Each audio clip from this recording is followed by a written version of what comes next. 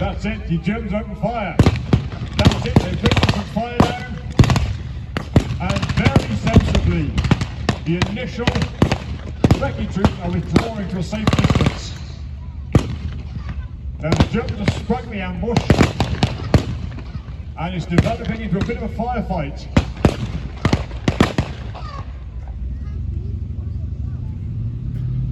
Now at this point, the Stuart is giving some usable muscle to the American infantry. Now there's a different matter. The 76 open fire. It's all changed. The balance has changed immediately. That big gunning operation, the Stuart is now very, very vulnerable.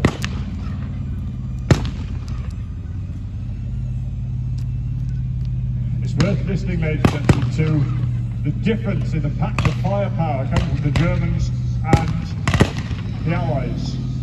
The Germans are using single shot Mauser 98 rifles. The Americans are armed, at least many of them, semi-automatic weapons. There's a priming automatic for their BAR, light machine gun. They have access to much more ammunition than the Germans do. Now there we are, second recce vehicle coming in. This is a British-built vehicle. This is the Daimler armoured car, mounting 2-pounder gun. Again, not necessarily a fighting vehicle. It had its best days in the Western Desert, but that is true of the 222, which is coming in now on the back of the German side there. These are vehicles which are not necessarily frontline vehicles anymore, but they're what are available. The Allies are getting into combat what they've got, as are the Germans. And there's the Daimler's been hit. The Daimler's been hit. Yeah, flames on the Daimler now. The 222 is opening fire with his 20mm.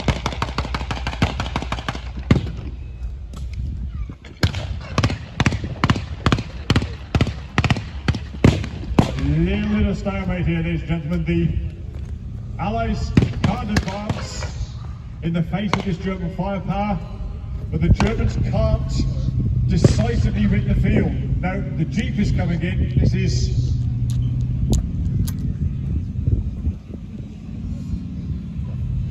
a bit of a risk, ladies and gentlemen. The Jeep, as we've said, is soft-skinned,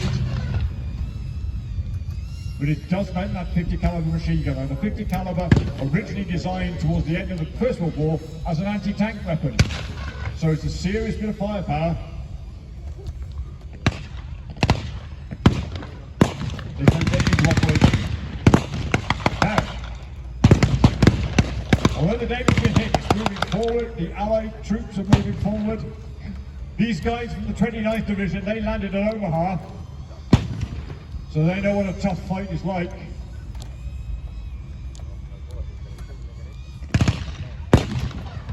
Again, they're trying to suppress the German position, use their weight of firepower.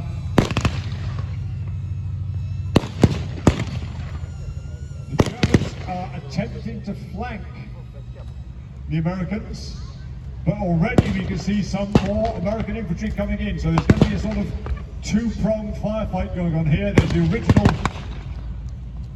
roadblock, and there's a peripheral fight here as the Germans are trying to flank the initial advance of themselves being flanked by the Americans.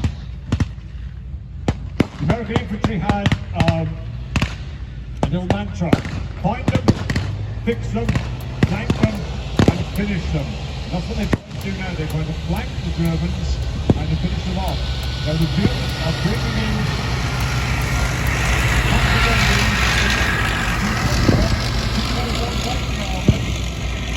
but it's finding a couple of very my goodness, the Stuart's been hit now.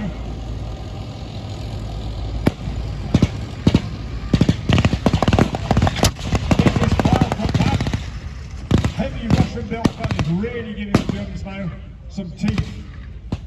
They're deploying the Panzer Grenadiers out the back of the 251. The 251 itself is armed with at least one heavy machine gun, which they may or may not be able to deploy.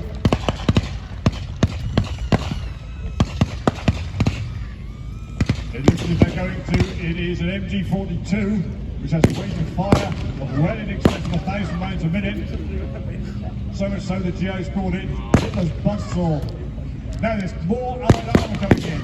There is everything for Taffy and then for Sherman. Now you hear that firing.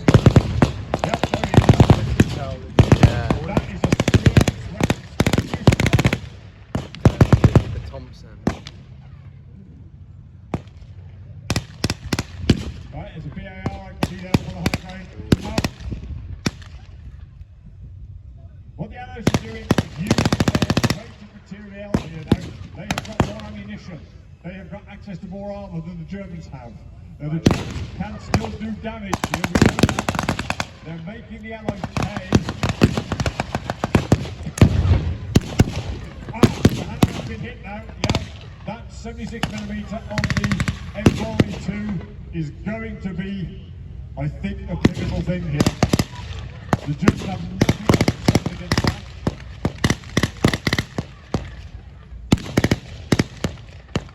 The American reinforcements have taken the high ground, they're flanking the Germans.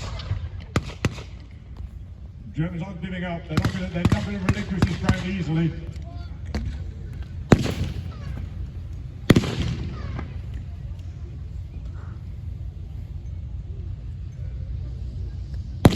It looks as if they've had a misfire with their heavy weapon. And yet the artillerymen here are now fighting with infantry.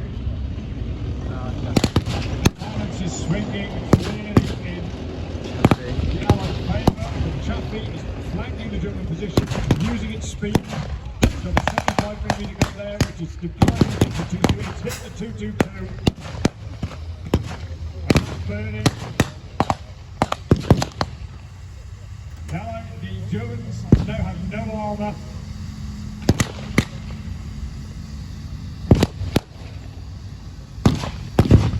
There's still some artillery coming in, but it's not going to save this position. We're getting to the crux of this action, ladies and gentlemen.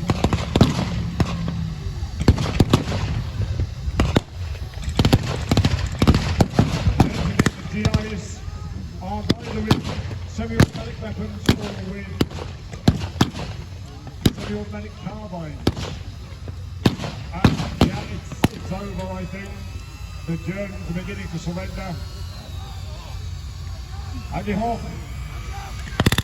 It's interesting, many of these young Americans will be of German extraction. They probably speak German as a second language, so they can communicate their intentions quite clearly. However, this is a dangerous time. Spirits, blood's running very, very high.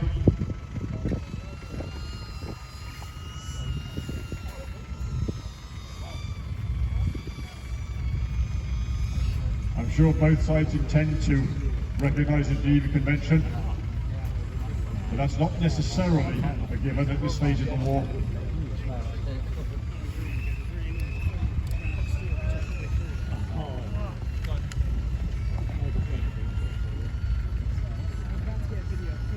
One of the advantages which the Allies haven't chosen to deploy is air superiority.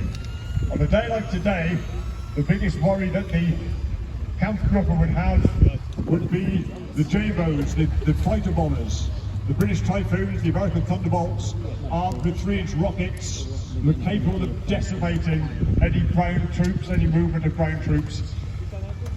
They haven't appeared today, but that would be the sort of thing which would effectively limit the movement of the Germans at this stage in the war.